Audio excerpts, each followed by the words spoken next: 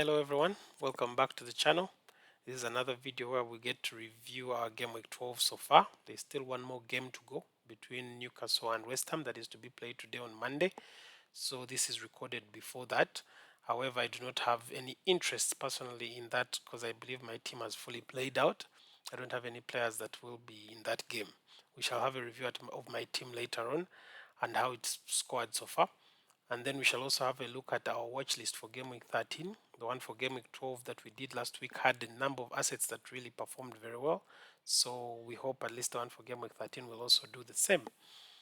Our goal continues to be to grow the channel. So in any way that you can, like, subscribe, share, provide feedback on how best you believe the content can be improved, and I'll always receive the feedback and reach out to you. So to review our game week, our first match of the game week was an early kickoff between Leicester and Chelsea, which ended in a 2-1 win for Chelsea. Sorry, and one of the key things that we took out of this was Jackson. Jackson was one of the people that was in our watch list of last week for game week 12. Jackson together with Neto. Neto didn't play. He wasn't even on the bench because I think because of he had some knock during the internationals. So Jackson did take all the 3 bonus points. Another key thing to mention out of this was Palmer. Palmer blanked, but Palmer missed a goal from around I think 3 yards. Him and Madweke failed, managed to find a way of making sure they both blank, because his shot was really a cannon off Madweke and failed to get into the back of the net. So it was sad for me, especially those that at least that had captained him. Moving forward, Arsenal did wallop Nottingham Forest. Finally, the clean sheets, like we had talked about, I did mention that I think with Arsenal team fully back, really, it's high time the clean sheets are going to come in. So one thing to note that is all those that have double Arsenal defense. It was a very good week for you. It was clean sheets all through for Arsenal. Also importantly was Saka on 3 bonus points. He did score and assist, and he had I think around 7 shots. He should have probably assisted another goal. So Saka is really looking very good going forward, and Odegaard was a very welcomed miss as well for Arsenal. So the Arsenal team continues to look good as well. Aston Villa versus Crystal Palace. We did see a goal from Watkins. He also was later fouled for a penalty that was taken and missed by Tielemans. So maybe one thing to look out for is who exactly will be taking the next penalty, because Watkins, I think, doesn't also have a very good record himself. But maybe if he gets onto the penalties, that would be that would make him a much more entertaining asset as well. So that is something to look out for to see who will take the next one. Maybe McGinn, maybe Telemans, maybe Watkins himself. But yeah, Crystal Palace, Henderson did save a penalty. He did play very well as well. We didn't get any assists from the likes of Dinia. That is the other thing that we can mention. And also Rogers did blank as well. Into the Bournemouth and Brighton game, the important thing I think to note out of this one specifically is the fact that someone like Semenyo did get a yellow card, so he's going to be suspended for the next game. That's one thing from the Bournemouth side. But also from Brighton's side is Joao Pedro. He was on the watch list as well last week, and he does going to be a very, very good asset. He did assist and also score a wonderful assist for Mitoma, who will appear in this week's game week watch list as well, as we'll look at it later on. The entire Brighton's fixtures, as we've mentioned all along, look really, really good. So we'll get to see how we can at least be able to leverage on their assets. So someone like Joao Pedro, someone like Mitoma, someone like Van Heke, all look very enterprising and very nice. In Bournemouth, maybe someone like Kakes, who was also looking very good going forward. Finally, Brentford did get a clean sheet. Those that own Flecken, he was very, very high up there. He had even 2 bonus points as well. So he did get a clean sheet, as well as Pickford, who's now, I think, the second highest scoring goalkeeper in the game.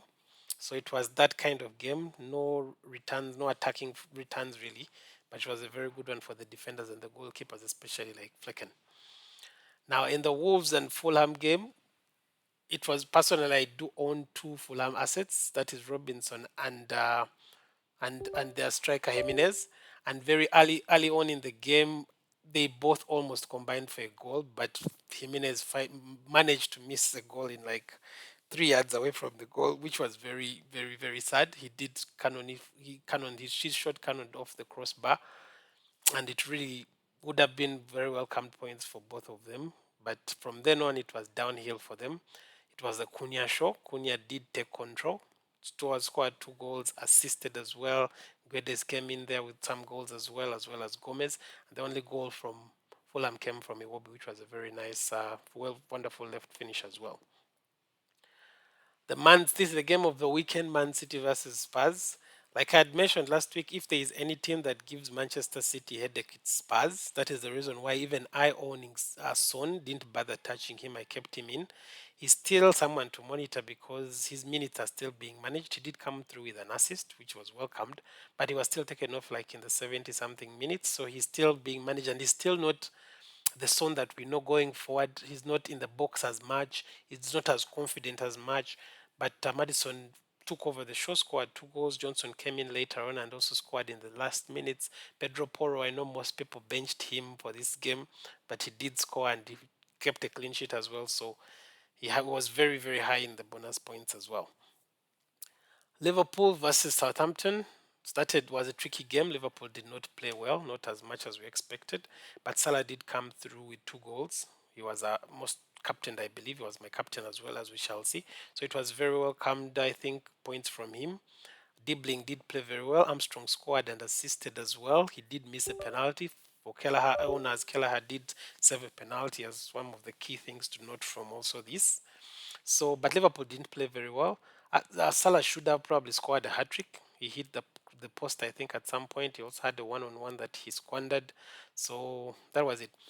Then to the Manchester United and Ipswich game, started off really, really well. One thing that we've always noted and have mentioned about Manchester United is to wait or first assess the assets.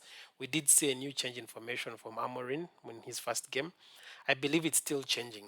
His philosophy and what he wants to bring to the team is yet to sink in for most of the players. So he did have a mix. I would like to call it a makeshift back three because I don't believe with Euro and Martinez back that Mazraoui would play in that back three. He would probably go into a left wing back or right wing back position. So that is something that we need to. We are yet to see how he progresses.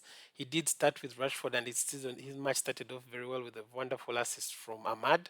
But then later on, he did introduce the likes of Zakzi.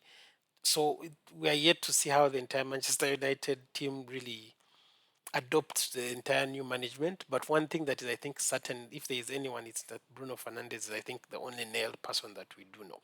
So that is it really from our weekend game so far.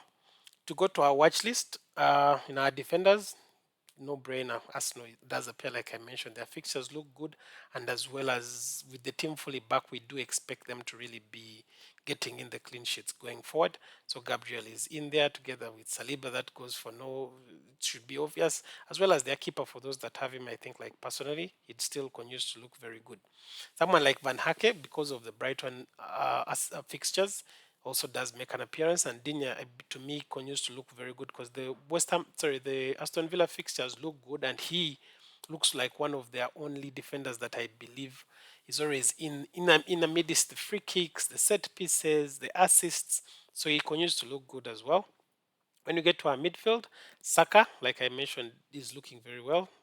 Much as long as he's not injured, he's always a shout. And I think this week is one of the bigger shouts for a captaincy. Captaincy this game week 13 will be tricky. It's between like 3 players. Saka, there's obviously Salah, Haaland. You can put him in there for those that own him. Someone like Cunha is a shout. So it's going to be a tricky week for. I think most of us will be split on who we captain. But if you have Saka in there, I think he would be a very good shout for a captain. Mitoma is looking good. He combined very well with Joao Pedro for his goal as well. Gordon is yet to play, but continues to look good as well, personally, among the midfielders. Obviously, that goes without saying. Isak as well. He couldn't make it onto our watch list. But Jackson also appears in our forwards because of the Chelsea fixtures, and he's a bit more confident going forward. Unlike someone like Nunez, who's yet to getting amongst the goals on a more consistent level. Jackson is doing that. So I believe he looks better for anyone that is looking for a striker, really. Cunha goes without saying has been one of the best additions to personally my team. And I would continue to keep him, I think, going forward because the Wolves fixtures also look good. And lastly, Joao Pedro, who, as we shall mention going forward in my team, is someone I've already brought in because I had to get ahead of the price rise of Saturday. Cool. So to have a look at how my team is faring, this is how it will be standing. Konsa is predicted to be back, so I do expect to start him against Chelsea because for some reason, Lewis is someone I'm no longer confident. I'm losing trust in as an asset. He's the first on my bench, as we shall see. But personally, I'm losing confidence in him really. So I wouldn't want to start him, but that is something I'm going to assess as the week goes on. But Raya will be in goal. Ainori plays a good fixture against Bournemouth at home. A Bournemouth that has no Semenyo, like I mentioned. Robinson plays against Tottenham as well away. Then we have a midfield of Bruno Fernandes, Mbuemo, who has a very good fixture against Leicester. Son has a good fixture against Fulham as well. Palmer has a good fixture at home against Aston Villa. He hasn't returned in a while, so fingers crossed he finally gets those 4 goals that he does get when we don't have him in our teams. Salah for now has the armband on him, but that is something to assess as the week goes on. And my striking would be led by Joao Pedro, who plays Southampton, who's I've just brought in, and then Cunha, who plays Bournemouth. I can mention that my bench there would be Raul Jimenez and Lewis, so and Fabianski, who plays against Arsenal. So that is how my team is faring for now. But it's important to note that teams like Aston Villa, Manchester United, Liverpool, Arsenal, Tottenham, Chelsea all have midweek fixtures in Europe. So for those that are trying to look at their assets, maybe we can wait a bit and see how they fare in Europe in case they don't pick up any injuries, and then we can be able to lock them in. That is some important note. The deadline for this game week will be on a Friday. Also important to note where Brighton will be playing Southampton. Thank you very much and see you next time.